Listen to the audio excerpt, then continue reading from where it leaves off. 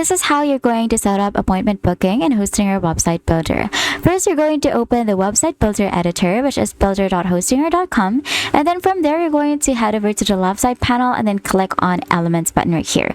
Now from there, you're going to select the embed code from the menu, and then we're just going to drag it over to our page, and then from here, we're going to click on Enter Code, and then we're going to we're going to first copy the HTML code from your external booking provider, for example, Calendly or Acuity. So I'm going to use Calendly for mine. I'm going to select a booking right here and then click on this three buttons. I'm going to click on Add to Website, and then I'm going to click on Inline Embed. I'm going to hit on Continue, and then I'm going to copy this embed code right here. I'm just going to make sure that I copy all of that, and then I'm going to head back to the page, and then from here I'm going to just select all and then paste this one, and then after that you're going to click on embed code right here, and then your element or your appointment booking page will now be set up on your Hostinger page.